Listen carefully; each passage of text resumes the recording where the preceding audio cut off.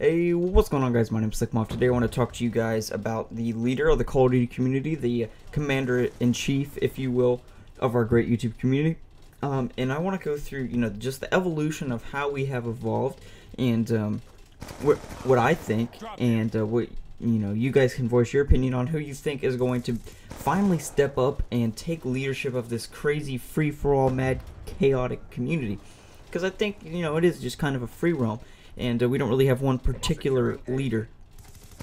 And, I think that is going to eventually happen as we're gaining news coverage. For example, did you know that CNanners was in CNN earlier? And, national news source. So we are gaining momentum, I would say. But, anyways.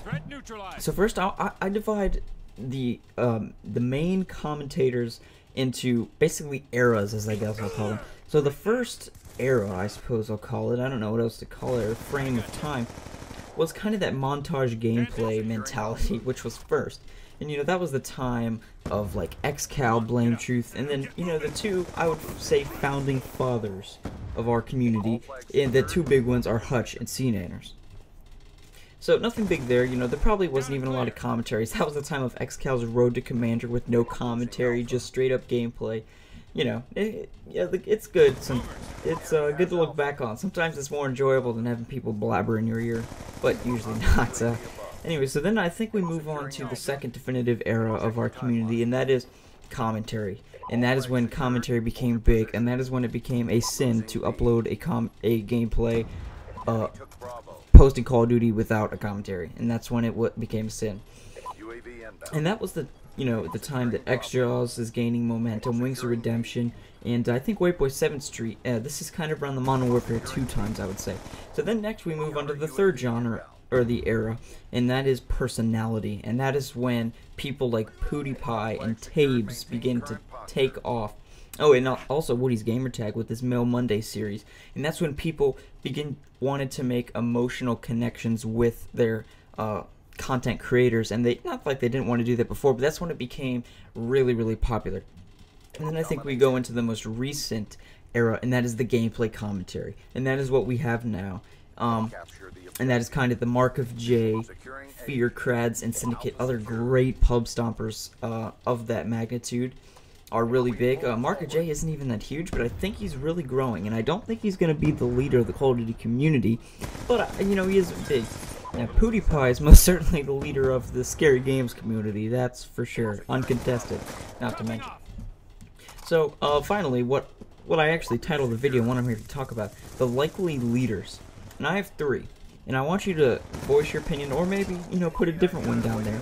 Now, obviously, this guy's probably going to have over 1 million subs, quite obviously. So, the founding fathers, Hutch and CNanners, I think are dead, because they're all about working at Machinima. Well, now, finally, Hutch isn't, but all he does is, like, his silly little Counter-Strike videos, and so you want to, ... He doesn't do what is required to become, the big honcho in the community. So I think it comes down to three guys. White Boy 7th Street, unfortunately. Second, Woody's Gamertag, who's kind of the father figure of the community.